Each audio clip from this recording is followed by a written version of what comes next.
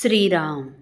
साधक हो, सध्या आपण सोमवार ते शनिवार श्री ब्रह्मचैतन्य गोंदवलेकर महाराज यांच्या परंपरेतील साखरखेर्डा येथील संत परमपूज्य श्री प्रल्हाद महाराज यांचे श्री देवीदास अमृत मोहरीला लिखित संक्षिप्त चरित्राचा आस्वाद घेत आहोत. तसेच रविवारी श्री महाराजांच्या काही भक्तांचे अनुभव ऐकणार आहोत.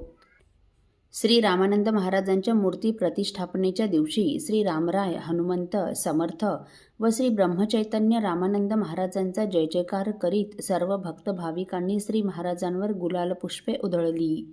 टाळ मृदुंगाचा ध्वनी सर्व आसमंतात कोंदला. सनई चौघडे झडू लागले. भेरींचा आवाज घुमू लागला. टाळ्यांच्या कडकडाटात महाराजांचा जय जयकार करीत सर्वांनी बसल्या जागेवरून श्री रामानंद महाराजांना नमस्कार केला. महान नैवेद्य समर्पण करून आरती सोहळा झाला. आजूबाजूच्या गावातील असंख्य लोक या सोहळ्यात सहभागी झाले होते. साखरखेर्डा जणू भूवैकुंठच असल्याचा भास सर्वांना होऊ लागला. यज्ञाची सांगता याच दिवशी झाली. नंतर हजारोंच्या संख्येने प्रसादाच्या पंक्ती बसल्या. जय जय श्रीराम, जय हरी श्रीराम या नामाच्या अखंड जयघोषात मंडळी प्रसाद ग्रहण करीत होती. हा सर्व सोहळा पाहून वाणी अवतार तात्यासाहेब महाराजही गहिवरून गेले आणि प्रल्हाद महाराजांचा हात आपल्या हातात घेत, आज पांडुरंग बुवांना सगुणात बघून मन अत्यंत प्रसन्न झालं, असं बोलले. याच महोत्सवात एक दिवस तात्यासाहेबांनी आपल्या महाराजांना नमस्कार केला.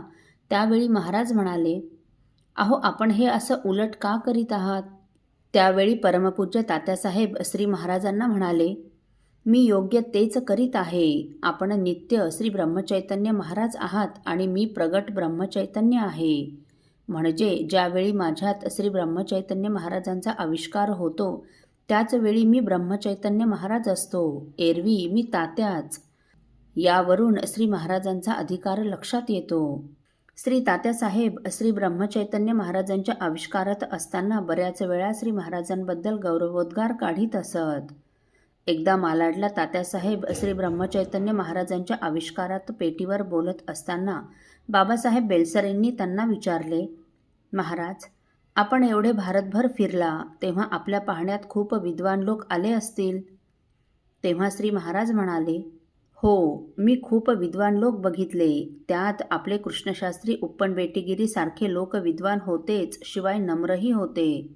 परंतु विद्वान असून विद्वत्ता विसरलेले फक्त आपले प्रल्हाद बुवाच आहेत बरं. दुसऱ्या दिवशी तात्यासाहेब महाराज मालाडला जाण्यास निघाले तेव्हा श्री महाराजांनी त्यांचा सत्कार करून त्यांना साष्टांग नमस्कार केला. तेव्हा महाराजांना उठवीत श्री तात्यासाहेब महाराजांनी त्यांना गाढ आलिंगन दिले. नंतर या महोत्सवात आलेल्या संत, साधू, महात्म्यांचा, कीर्तन प्रवचनकारांचा व निमंत्रित ब्रह्मवृंदांचा यथायोग्य सत्कार करून त्यांना महाराजांनी प्रेमपूर्वक निरोप दिला. श्री रामानंद महाराजांची मूर्ती आणण्याची सेवा केल्यामुळे प्रभाकरराव आळशी व सुशीलाबाईंचा श्री महाराजांनी आशीर्वचन देऊन गौरव केला. उत्सवास आलेल्या सर्व भाविक भक्तांना निरोप देताना श्री महाराज म्हणाले, आपल्या सर्व भक्त भाविकांचं कल्याण करण्यासाठी म्हणून श्री रामानंद महाराज सगुण होऊन पुन्हा येथे अवतीर्ण झाले आहेत. तेव्हा आपण त्यांचं दर्शन घेऊन त्यांनी सांगितलेलं व त्यांना प्राणाहूनही प्रिय असणारं रामनाम घ्यायचंच असा आजपासून संकल्प करा बरं. म्हणजे रामराय आपणाला सर्वार्थाने सांभाळतील आणि श्री महाराजांना खरा आनंद होईल. असो.